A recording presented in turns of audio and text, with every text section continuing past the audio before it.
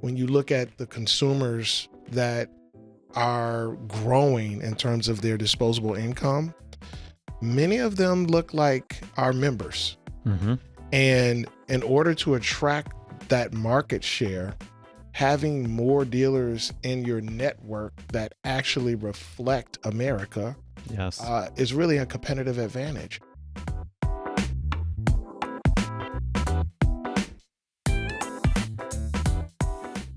Hello and welcome to the Walk Around Podcast, powered by JM&A Group. I am your host, Mark Spoto, joined by the legend himself. You're laughing, but you're a legend. I don't know if you know that. Man, listen, thank you. Perry Watson. Thank you. Perry, first of all, what do you think of this setup? The last time you joined us on the pod, Right. we were on Zoom. I know. Heather and I were like squeezed together in a conference room. Right. Thanks to being in Vegas, Yeah, at the Sirius XM studios, by the way, at the Wynn. absolutely. We've stepped up our game here a little bit. Man. Would you agree? I'm like, you guys got some money. Well, hold on now. Hold on I'm now. just kidding. No, I love it, man. This is like super professional, Well, right? thank you. For those Very that cool. don't know, as I mentioned, the legend, Perry is the president of NAMAD for 2.5 years and is also the dealer principal of Lexus of Mishawaka. Did I say that okay? Former principal, but yes, and you did. It's hard to say Mishawaka. You did a great job. Thank you. You did a great job. And that is in South Bend, Indiana, of course. Are you a Yes. big Notre Dame fan? I am. Until they play Michigan State, then I got to go with my alma mater. But, Okay. So, yeah. Perry, let's get right into it in terms of what you're hearing from your NAMAD organization. How are things going in terms of the year for dealers? Are they feeling optimistic? Are they feeling pessimistic? There's so much uncertainty right now in the automotive industry with tariffs, interest rates, affordability. There's so much kind of influx, right? Going up and down. What are you hearing from dealers right now? The temperament is pretty high in terms of just great attitudes. Most of the dealers are doing pretty well, and they're used to persevering through all types of crazy market trends and ups and downs and market disruption from different technologies, and so they're doing well. I think that the tightening of inventory is a little bit of a grumble. Mm-hmm. Some of the other brands, a little more inventory, and so trying to clear that inventory out has been a big part of the discussion.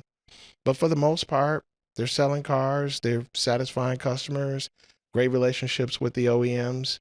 A lot of changes in terms of just the space for just diversity overall.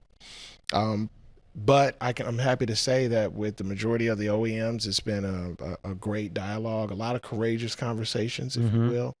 But we're working through it, and we're in a good place. I think most of our members would say that they feel pretty confident about the future of their business as well as of NAMAD. So let's talk a little bit about your experience. You've had such a multifaceted career from technology to operations. How have those experiences led to your leadership of the organization? What are you drawing on from your experience in the business to help lead NAMAD? So I learned something from a gentleman who actually was affiliated with NAMAD when I was Next Gen president, Dr. Jones. And I didn't know this was scientific, but he talked about the fact that every new group goes through 4 stages.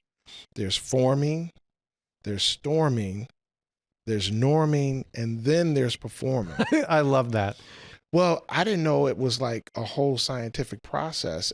But once I understood that, I understood if you're going to have a high-performing team, doesn't matter whether it's a family, whether it's NAMAD, whether it's your car dealership team, those 4 stages you have to go through them. And so once I understood that, I think from a leadership perspective, it made me a lot more calm and confident because if there are ever obstacles that play out, I know that it's just part of the process. But I know if we continue to work hard and to be efficient and productive and to be inclusive in terms of diversity of voice, that we're going to win. And so, here at NAMAD, that's what we've done. I'm very, very close with my team, but I'm also a servant leader. Right. My goal as a manager, even when I was in the dealership world, is to take away the obstacles for my people to be able to do what they need to do to satisfy the customer. In this instance, is to satisfy our dealer members and our members in general. And so I feel like that's been going very well. My team is excelling. I'm so proud of them for what they've done in terms of pulling off this 45th anniversary of our conference. Right. And I just give them all the praise because they've done an amazing job. What does success look like for you in your mind? You mentioned like doing all the things, share of voice, messaging, and making sure we win. What does winning look like in your mind? Man, that is such a great question.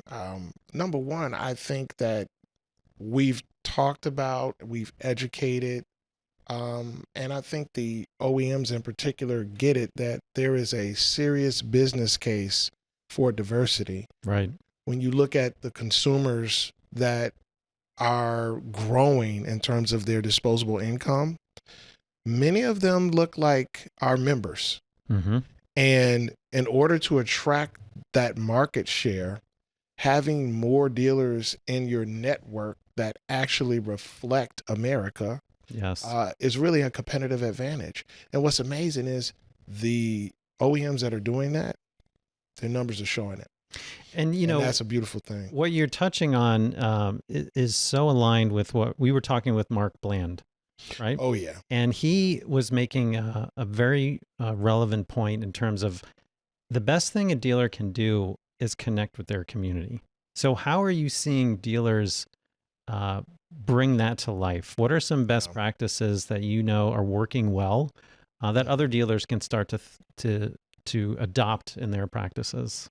So I'll tell you, it's something that's very simple, but man, it works so well, is making the dealership the actual center of the community. Meaning, if you have certain groups in the community that need to meet and your hours are until 6:00 on Wednesday, allowing them to utilize the showroom floor to meet and have meetings and things of that nature from, let's say, 6 to 8. Now, all of a sudden, your dealership is not just a place to buy cars. Right. It's part of the community. It's part of the community. I see that as like the number one thing that our dealers are really winning with. I also think that by being involved from a standpoint of, issues that are important to your community, whether it's, kids, whether it's, the programs to support reducing risk for cancer, all of those different things, churches, all of that, I think that it's important. I also think that when you show up in communities that normally maybe dealers don't show up in, whether it's the all women's golf outing or it's, the LGBTQ community, events, in terms of, because at the end of the day, you're looking to sell cars to as many people as you can, right? And so I think the dealers that are really knocking the cover off the ball understand that, and they are making sure that all customers understand that their dealership is their home. It's so interesting because we've been talking so much over the last couple of years about the buying process and online sales and technology and utilization of data. And what you're saying really is just about the human connection. And how much of that do you think still needs to be reminded of dealers, in addition to their technology and how they're engaging with buyers online? But the human connection, the human element is still such a important part of this business. Would you agree? You know what? It's such an interesting question because there was some data I think TrueCar put up this morning. At some point in that process, even though it's digital, they pick up the phone and they call the dealership. Right. And I think the reason that they do is because everybody wants to make sure that they have a connection during that process. And I just think at the risk of going too far with technology, we have to make sure that we remember that the human connection at the end of the rainbow, is very, very important. And that is, quote unquote, the pot of gold, right? Is to be able to, because it's not about the one car. Right. It's about, oh, my daughter needs a car now. Let me call, Jason, who's at the dealership, and have this process, right, of someone that I know, that I trust, look out for a pre-owned vehicle that may come into inventory. Mm-hmm. Those things still remain true, and they will always remain true. Right. I mean, I won't say always, but I think for today, that's very real. So when you look out, going into 2026, what are some of the priorities you're focused on with the dealer body and the organization? So we really have 5 main areas of focus as far as NAMAD. One is retention of our dealer members' dealerships. Mm-hmm. So we really are encouraging them, if you're going to do a buy sell, let's try to make sure we try to do it in-house with our dealer network first, if we can. Yeah. We don't want you to leave any money on the table, but we want to try to do it within the NAMAD family. We also want to make sure that our dealers know that if they do need assistance in their operations, that NAMAD can be a resource for them, right? So whether it's, hiring people, or, trying to switch over to virtual F&I versus traditional F&I, we want to be a resource for them. Also expansion of our members' footprints in terms of their businesses. Look, I don't have to tell you, these stores are becoming more and more expensive to acquire. And at the end of the day, you have to have creative solutions. So we are doing our part to dialogue with all parties in the industry to make sure that we are providing, or at least, providing the gasoline to speed up the process of those creative solutions. Training is always at the center, right? Operational excellence doesn't just happen overnight. I like to tell people, everybody wants to be Michael Jordan. Nobody wants to go to the gym. But if you're going to be a great operator, you got to get out of that store and you got to work on the business versus in the business. And so we try to make sure that our trainings are very impactful so that when they go back to their stores, they can be even better than they were before. What are those attributes that you look for in a good candidate? Is there certain qualities or, thematically things that you see right away and you're thinking this person's going to make it and they're going to be successful? Man, you know what? I would love to sit here and give you a cookie cutter answer, but I learned a long time ago, if you look at Dean Smith, who used to be a coach for North Carolina basketball. Right. And then you look at Bobby Knight, who used to be a coach for Indiana basketball. Very different styles. Very different styles. Now, they both were winners, right? So you can have an A-type personality and you can have a person that's like super laid back and relaxed. It really just depends on, if, in my personal opinion, if they have emotional intelligence. Yeah. Because leadership is inconvenient and situational management is always on the table. And when those situations come, if you don't have the right temperament, then it could definitely derail you from being a champion team. So I think that that's the difference, but that's hard to tell from someone from, just looking at them on paper so I'm answering your question. No, but you I don't are. know if there's an actual answer. I think that's such a great point. I noticed you didn't talk about, financial literacy or metrics driven or data driven. The first thing that came to mind was emotional intelligence. And I think that's really, really important to emphasize because so much of leadership is perceived to be you've got to be the expert, you've got to know Right. it all. But really, you just have to know how to deal with people. You do. And if you surround yourself with great people and let them do what they're experts in, you've got a great chance of being successful. So you mentioned training, recruiting. What are you seeing from dealers that are doing that well? Retention of talent is an Yeah. ongoing challenge, and it's something that dealers really have to be mindful for, especially in their service business. So, what are some things that you think dealers are doing well when it comes to retaining talent? I think the dealers that are actually sitting down, talking to their teams, and finding out what really drives individuals are having the most success with retaining, talent in their dealerships. Because I think it used to be different, right? People were motivated by money, they were motivated by status.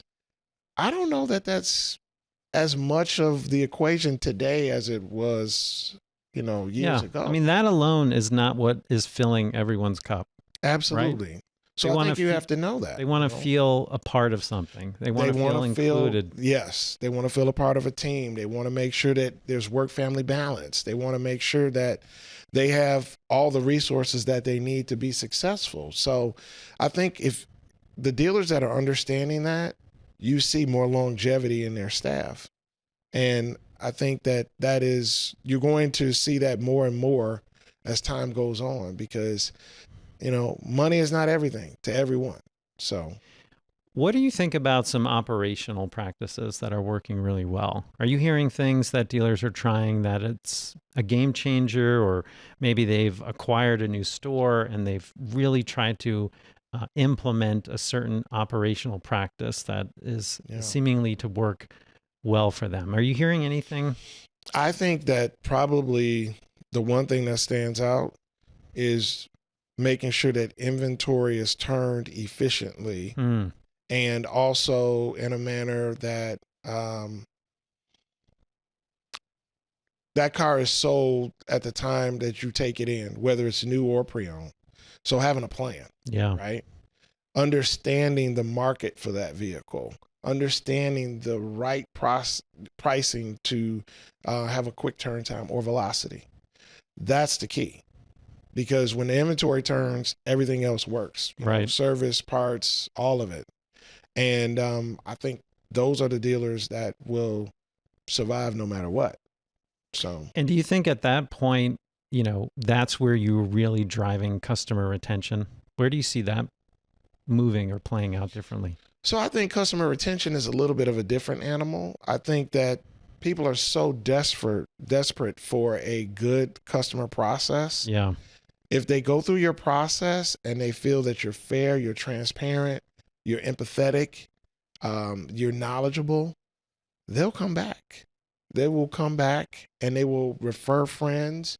And I think that that is a big part of retention of customers. On the service side, I definitely think it's also very, very important. If that first service visit goes well, you got a shot at selling another car. Right. I think also having your staff reflect your community is another big part. If I'm a female customer and I come in and I see a female service advisor, not that I only have to do business with a female service advisor, but it sends a signal that I'm welcomed here, right? Right. I think acknowledgement Exactly. is key. And this was something also we talked about is the influence on the buying purchase that women are having Oh, yeah. is growing and is a bigger part of our business now. So for a Absolutely. dealer to be able to adjust to that buyer differently, especially a woman, is vitally important. Would you agree? It is an absolute must. And I think that dealers that understand that will sell more cars, Right. you know? So let's talk a little bit more about technology. AI, of course, Yes. big topic. It's kind of like the new EV, right? Yeah. We've been talking a lot that's a about good EVs analogy. for years. Right. That has seemed to kind of stabilize, and now kind of on the hype curve is AI. What are you seeing dealers utilize most when it comes to AI? Is it on the lead gen side? Is it on the follow-up side? Where are you seeing AI trends going right now? It's all over the map, and it's pretty innovative, right? Because I feel like dealers are using it to craft a great customer experience.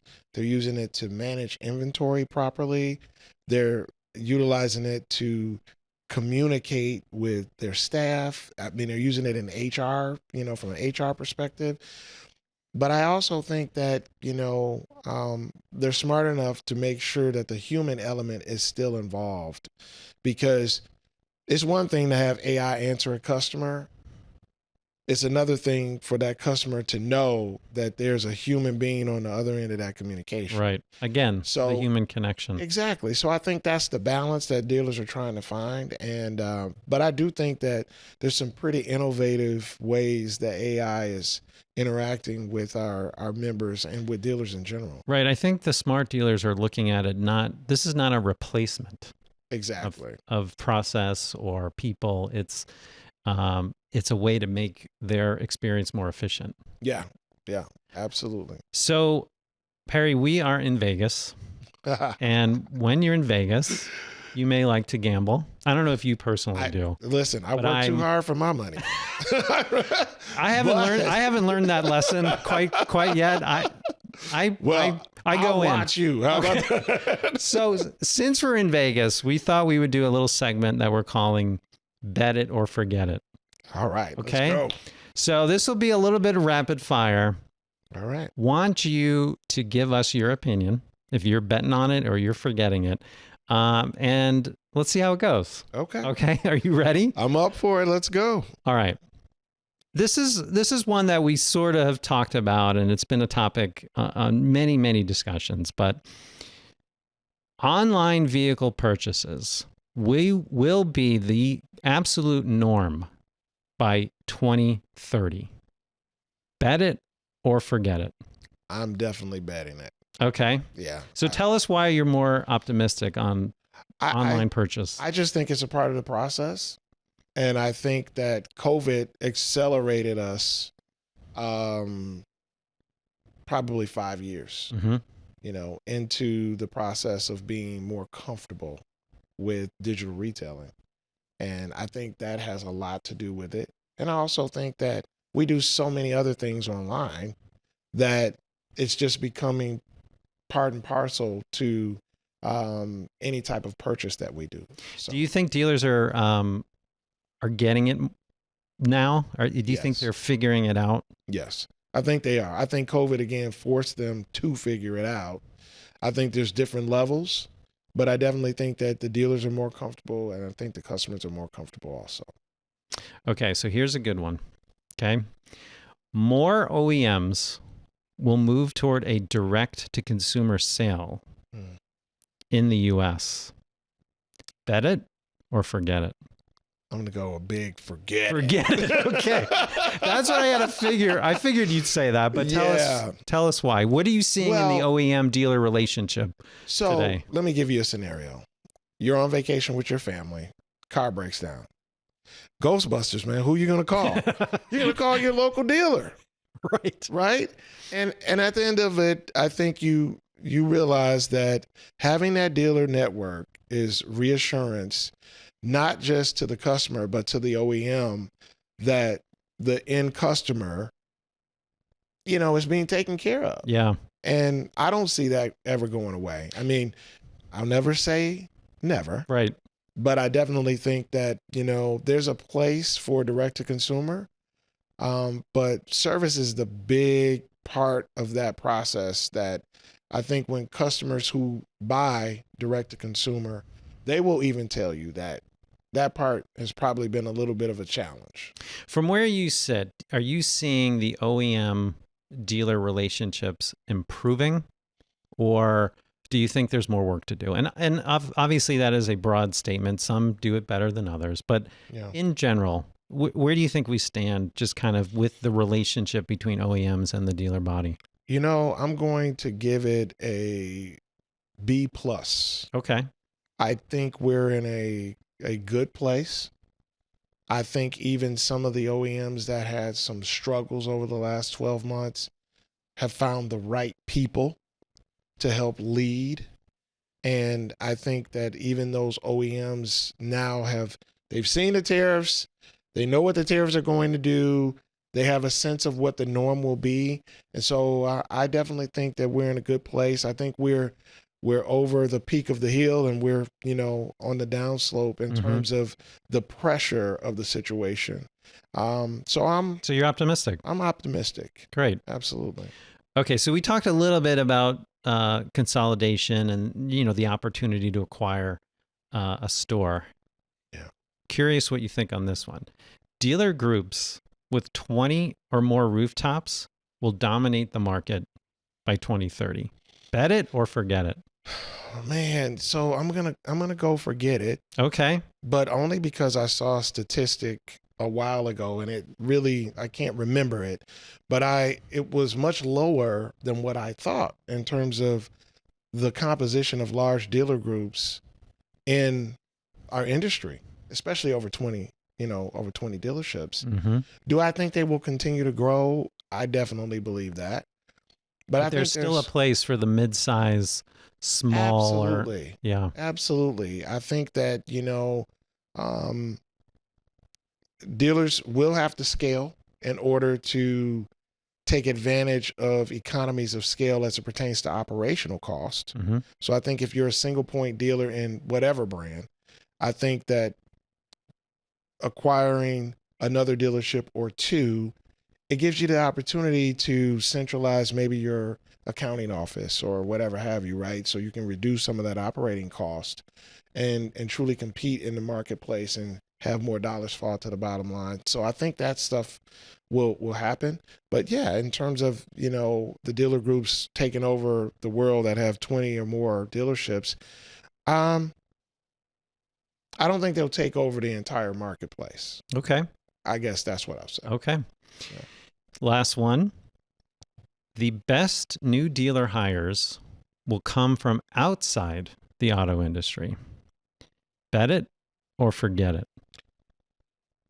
Ooh, I'm gonna have to go forget it. Okay. So we talked a little bit about talent, right? And Yeah. acquiring new. So why do you think the majority of new hires will still be in automotive rather than coming from outside? There's certain things that we just can't teach you. Yeah. Right? I mean, it's like when you go to the auction and you're buying inventory. You got to know what you're doing. Yeah, and I started out in the business. I didn't know what I was doing, so I can testify. But that was also at a time where you had to stand on the lane and flip through the book, and now you can do a QR code Right. or whatever and get all the data.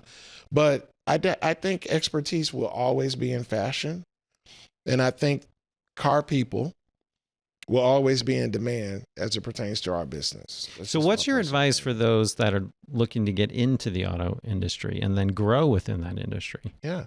You know what? Get in the industry, learn, have experiences, go to trainings. This is a lifelong commitment. Yeah. Because these businesses, my father, who's a dealer, told me something when I first started. He said, you have to think of this business as 7 different businesses under one roof, right? New, used, finance, service parts, body shop, and rental. And when you think about it like that, it's crazy. It's complex. Right? I mean, you have to understand that you don't just jump in the industry and know what you're doing right away.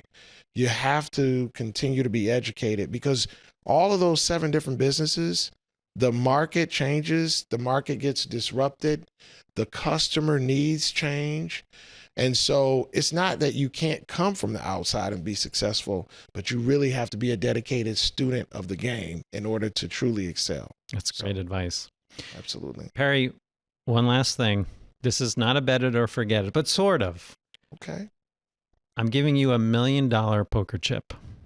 Oh, yeah. I am. Well, figuratively. Okay. Not literally. I got excited for a minute, man. I'm like, okay. Figuratively, you got $1 million poker chip and you're looking at your business as a dealer.